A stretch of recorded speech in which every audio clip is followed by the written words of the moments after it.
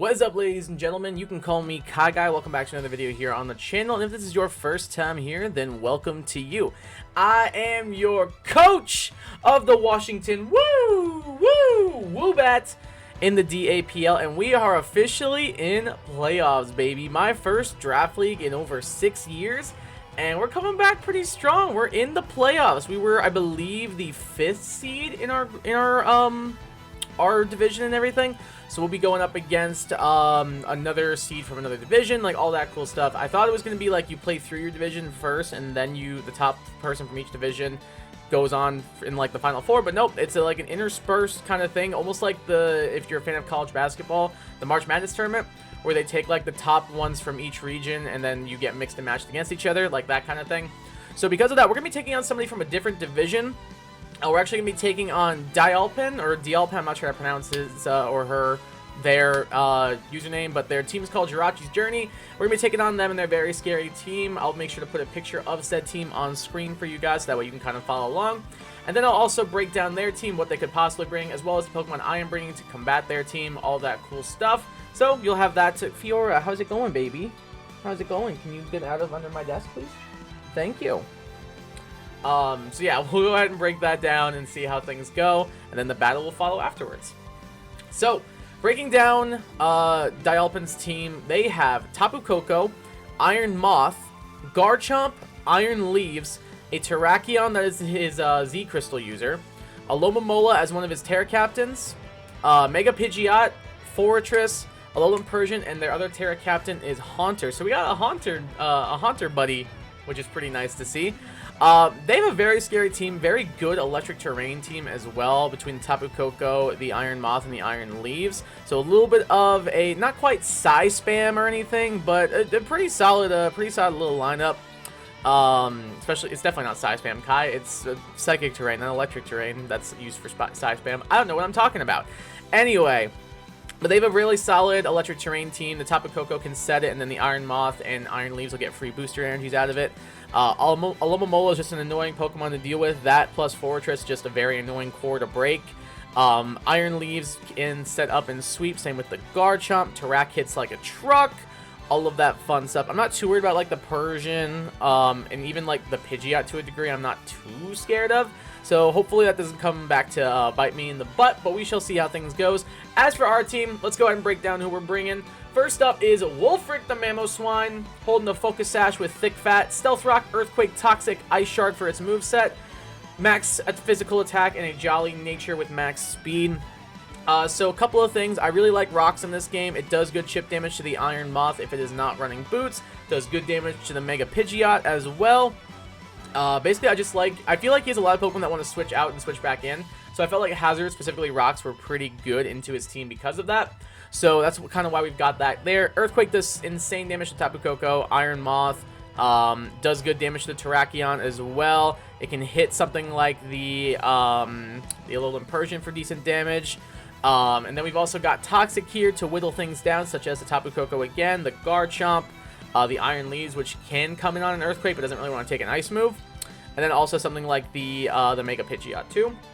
And then Ice Shard is kind of here just for general extra little chippies. Just to make sure, like, if we're about to go down, I can get a little bit of damage off on the way out on something like the Iron Leaves or something like the Garchomp, because this will do good damage to it because it's 4 times weak. Same thing with the Mega Pidgeot, it's also weak to Ice Shard. Since we're max attack, it'll still do good damage and everything.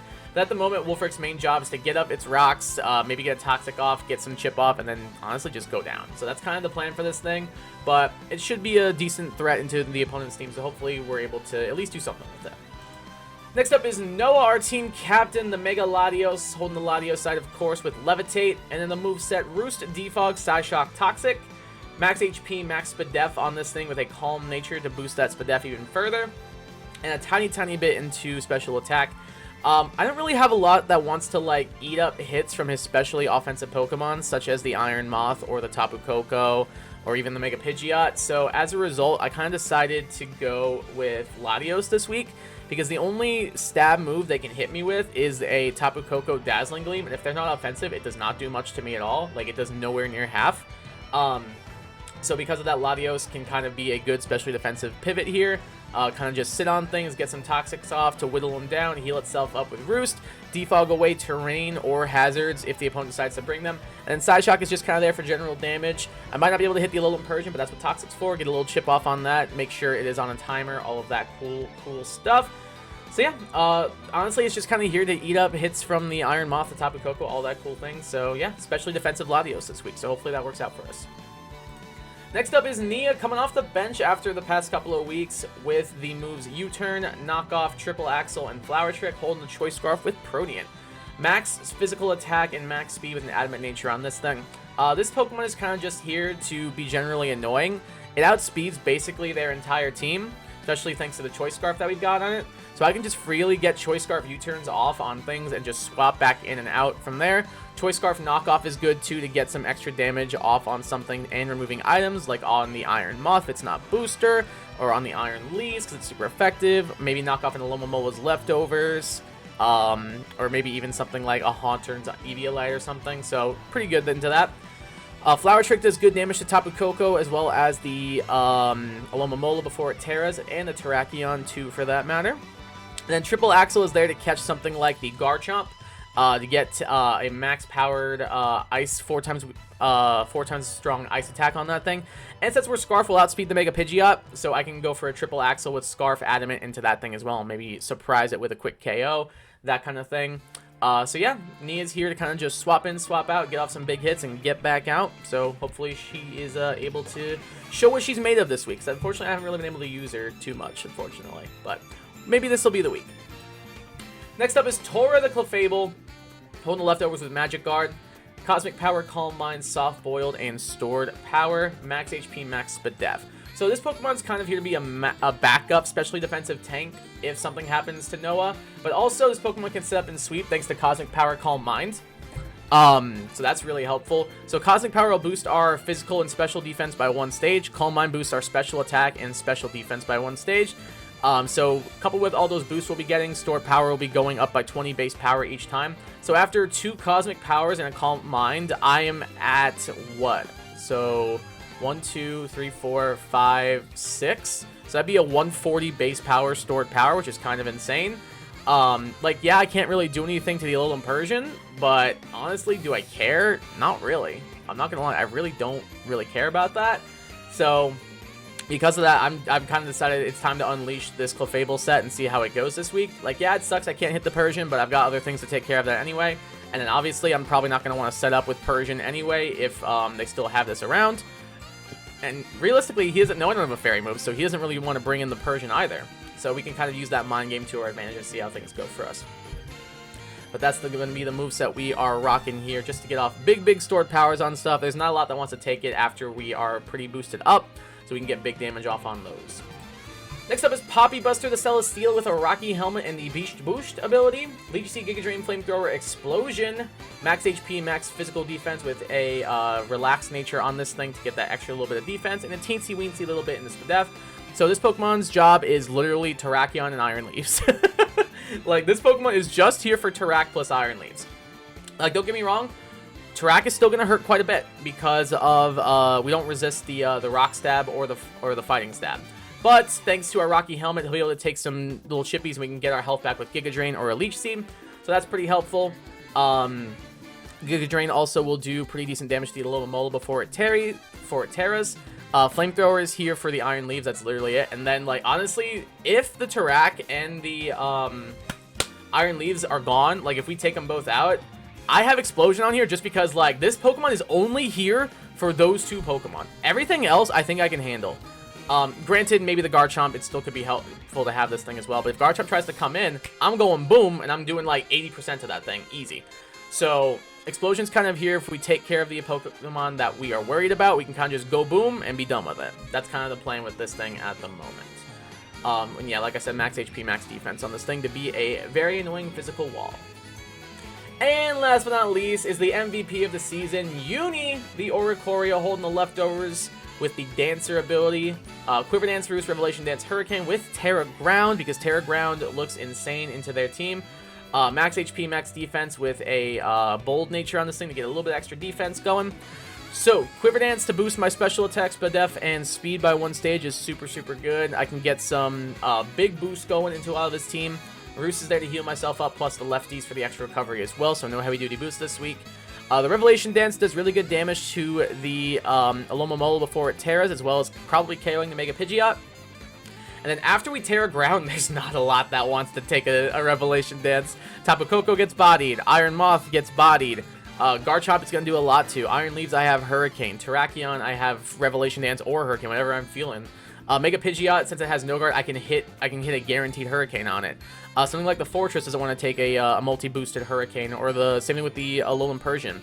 The only thing that might be an issue is if the Haunter has the Levitate, which I think it's the only ability it does get, unless it does also get Curse Body. I could be wrong.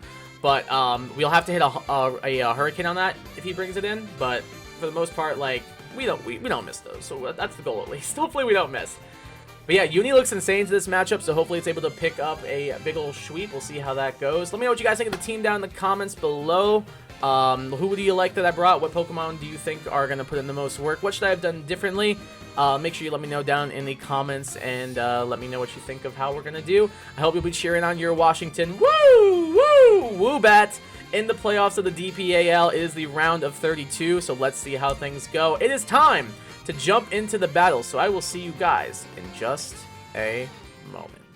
Alright, we are back. We got all linked up here with DiAlpen, and they have a very interesting team. Obviously, we're doing this battle post-com and everything. They got a very, very scary team here going on. Honestly, I wasn't expecting Persian. I felt like the Iron Leaves could be pretty good here. Like, yeah, I have Celesteela, but outside of that, it kind of goes pretty hard into my team, especially after I tear with Oricorio. I guess I do have Latios to wall up, but still. The other thing I was surprised he did not end up bringing here was the Fortress. Outside of Crocodile, I feel like Fortress is kind of hard for me to break. So I'm a little surprised he didn't bring that. But we do see he got a Tapu Koko to set the electric terrain, Iron Moth to receive it thanks to its Quark Drive, as well as just being generally powerful and annoying. Mega Pidgeot is here, the Alomomola to possibly pass Wishes, a Terrakion, and the Alolan Persian as well. So looking at his team right here, most likely lead probably the Tapu Koko, maybe the Pidgeot, so he can get his electric terrain up, or so we can just get his Mega up and then U-turn out if he's got it. Another possible lead would be Terrak. If he's got the Stealth Rocks, he might just go for that immediately. So what I'm going to do here is I'm going to actually go ahead and lead with my Mamoswine, as we actually do end up seeing he leads with the Terrakion. Actually, no, I lead Latios. I forgot about that. My fault. So I lead Latios here as he leads the Terrakion. I am specially defensive. I'm not physically defensive, which is a bit of a dagger. But I'm like, I don't know what he really wants to do here, so I'm just going to go ahead and click a Psyshock. And he goes for Stone Edge, does a solid 50% to me as I get a Psyshock off. Barely missing out on the KOs, which is a bit unfortunate. I'm assuming he knows, since that another Stone Edge kills me, he does have to roll the 80%, which is a bit annoying for him. But I guaranteed KO this thing with the Psyshock.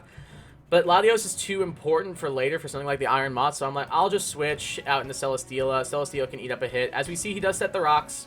But now I can just freely kind of either go for a Giga Drain on this thing, go for a Leech Seed, get some recovery, or just basically KO this thing with any attack except Explosion, because I don't really want to go for the 8% Explosion damage on this thing. So he's going to CC, only does 43%, and it dies to Rocky Helmet immediately. So already, the main Pokemon that Celesteela is for is gone. Like, everything else kind of does good damage to or bodies Celesteela. Like, yeah, I guess Leech Seed onto a Alomomola could be helpful. But for the most part, Celesteela is kind of, like, done its job. So immediately I'm thinking, okay, I wonder what he does here. Probably Tapu Koko, as we do see it. So I'm thinking, alright, obvious Volt Switch here is obvious if he has it. I don't know if I live one. I highly doubt it, but I'm just going to try. I'm just going to go boom. This Pokemon has lived its purpose. This Pokemon has done all it has needed to do. So honestly, I think I can just freely go for the Explosion and take out something if he tries to, like, either set up or swap into one of his more bulky Pokemon, or we'll see. So I'm going to go boom. As we see, he pulls a double here into Iron Moth. I'm not quite sure what he was predicting. Maybe Latios to come in, or maybe Clef. Probably Clef, actually, to get the Iron Moth in because of the poison typing. But I'm just clicking Explosion, so, like, yeah, that's going to do a solid 90%. We also see he is Quark Drive Speed Boost on the Iron Moth as well. So that's going to do a solid 90%, and Mamoswine Ice Shard certainly KOs this thing. So that's 1000% my play. But he's going to bring the Alomola here. I wanted to click Stealth Rocks there, but the smarter play seemed like just to pick off the Iron Moth because it's one of the most annoying threats on the opposite side of the field for my team to deal with. So I'm going to go for the Ice Shard here, and then I'll set my rocks next turn. As we see, he's going to flip turn out, back out into the Tapu Koko, which thankfully cannot reset the terrain at the moment because it's still active. He's going to go for the Grass Knot and KO Wolfric. Again, though, Wolfric has kind of done its job. Like, Iron Moth is dead on switch in. Pidgeot's going to take 25%. Everything else is taking a nice 12% as a little chippy because we see he's not boots on Koko. So right now I'm thinking, all right, Latios especially bulky. Let's go in. Let's live a hit. He does have the Dazzling Gleam. It only does 36%, which apparently is like the middle part of the roll. So technically, I guess living this was in my favor to a certain degree because I'm able to get a Roost up right here and get back up to 51%. This is kind of just going to be the next couple of turns. As we see, he did get the high roll there of 38%. So if we would have gotten that a turn sooner, that would have been really bad for me. But I'm going to get this Roost off, as this is kind of just going to be the next couple of turns. He degleams, I Roost. He degleams, I Roost. It's kind of just going to be how things go for a few times. But this last Roost right here is going to put me up at 96% HP. So I'm like, all right, let's go for damage. I'll go ahead and click Psyshock here. As we see, it does a solid 55%. I have no investment in special attack, by the way. And that did 58% to a Tapu Koko, so that's pretty solid damage, all things considered. But now I have to Roost again, as I'm assuming the Degleam comes through. Thankfully, no crits. Yeah, we see the low rolls are coming through now. He got a 32 on that one. And then he's going to Degleam once more as I get another Roost off. So right here, I'm back up at full, and I'm thinking, could he go into the Persian here to just try and be annoying? I really thought about Toxicking right here. But I end up going for Psyshock. As we see, he does end up bringing in the Alolan Persian, which is a bit annoying. As I go for Psyshock, so that's unfortunate. But I don't have a reason to fear this thing, honestly. Like, I don't know what this thing does to me. Like, I'm insanely bulky. Like, if he's special, I eat any hit. He's actually going to Parting Shot out, as I end up going for Toxic here, as he brings back in the Iron Moth, which is going to die to Stealth Rock. So smart play on his part, just getting the sack so he sees what I do. I get a Toxic off on that thing. And we see, or a Toxic off that does nothing because he sacrificed his Pokemon to Stealth Rocks. We see he brings back in the Tapu Koko, presumably to reset the electric terrain. As I'm just going to fire off another Toxic here, as we do see he's got the Roost on it, which is a perfect play by me then, to make sure this thing is now on a timer so it can't infinitely heal itself forever. So now I can just kind of freely click buttons and go for a Psyshock onto this guy. And it's going to do, even at -1, 37%, which is really, really nice. Now the Tapu Koko is basically dead if it switches it back in ever because of the Toxic Poisoning and the Stealth Rocks. So I can just freely click the Roost here. As we see, he brings in the Mega Pidgeot, which does take a solid 24% here, which is good for me. He goes for the Mega, and I'm thinking again, like, alright, it's a special attacker, but, like, I eat any hits, so, like, why not just go for a Toxic, whittle this thing down? Well, the answer is because he has Substitute. So Toxic does not go through the sub, so because of that, he is now behind the sub free of charge, and now I am in a little bit of a pickle. Not a huge pickle, but a little bit of one. So my play 1000% here is to try to break this thing with Psyshock. If it breaks, I think we're in a good spot. We do see it does break the sub, so we're still okay for now, thankfully. So now we don't have to worry about, like, having to pivot around and everything because of the Parting Shots, lowering my special attack by 1 stage. So now my play is 1000% just to spam Psyshock just in case he goes for the sub again. So that's what we do. We keep spamming that Psyshock button. As we see, he actually goes for the Hurricane here. Does 34 to me. We see that my Psyshocks are doing 34 to him. So they guaranteed break sub no matter what, just based on that roll damage. I don't think there's a 9% difference between a max and a min. I think it could be, but still. So we're going to Psyshock here. I decide I'm going to go for Toxic, predicting him to want to Roost. Because if he does go for the Roost here, I can get that off on him, and now he's on a timer completely. As he actually makes a very good play, throws away the rest of his HP, and goes for the sub there. Very, very good play on my opponent's part. So he's behind the sub at 17 HP, or 17%. So Roost is free for him, but so is Psyshock for me. So we're just going to click that button. As he's going to go for Hurricane, probably fishing for confusion, as he is going to get it, unfortunately. And we slap ourselves in the face because Noah just thinks it's a very good day to do so. He's going to set up a sub again, down to 42%, but I'm going to get a nice Psyshock off on this thing, which is very, very nice for me. So we see he's going to go for Roost again, as I'm just kind of going to spam Psyshock and hope we don't hit ourselves in the face. Confusion ends, so we're just able to get little chips off on this thing now, as he is going to end up KOing me with the Hurricane. But now, because of how low this thing is, and because like I'm such a bulky form of Oricorio, the Quiver Dance is kind of just free here, as he resets the electric terrain here. I get a QD up, and the Tapu Koko, like I said, because it switched in, is going to die to the Toxic plus Stealth Rocks. So because of that, I get a free +1 to all my stats, and the Tapu Koko is gone. So that's really good for me. Out comes the Alomomola. This thing is very bulky, so I think it'll be able to eat hits here and there. He's going to Terra into a Fairy type as I QD again. As we see, he actually packs the Play Rough. So he is somewhat offensive, Alomomola. Come to find out, he's actually Assault Vest, not like a Wish Pass set or anything. So he's actually Assault Vest on the Alomomola, which is pretty interesting. So I'm like, huh. I think I just roost up here on this thing as I think I can 1v1 this. Because Play Rough is only doing about 28% to me, and barring a crit, I'm kind of chilling. So I can just freely get my Leftovers recovery and go for another QD. Actually, I end up going for Rev Dance here just to see scout for damage, and that's how I learned he's Assault Vest. Because that only did 34% to this thing, which is not a lot of damage at all. So he goes for Play Rough again. Now I'm at half, so my play here is 1000% to go for a Roost. Get my HP back up to full. Make sure we can kind of handle this thing. He goes for another Play Rough. Again, only doing about 28, so with Leftovers recovery, I'm getting back to where we're only taking about 21, 22% per turn. So, again, QD is just free. So I'm going to go ahead and do that once again. I'm at +3 now, as he's going to go for the Play Rough again. My play 1000% is just to heal myself up with Roost, so that's what I'm going to do. I still have plenty left. I still have 5 left. So I can realistically just go to +6 here, as that one does a little bit more at a little bit less actually at 24%. So now I'm back up above 80, so I could just go for another QD. I'm +3, +3, +3. So my special attack right now is ×3 right now, which is insane. So he brings in the Persian, and we're going to get a little bit of Leftovers recovery. So at this point, I'm pretty sure this is just game. Uni kind of just wins thanks to the Quiver Dance boost. So I'm just going to Terra Ground and go for the Revelation Dance, which should pick up the KO on the Persian, and it does a solid 76 to it. That's what we like to see. They bring in the Pidgeot next, as it's going to take... Oh no, they bring in the Alomomola, excuse me.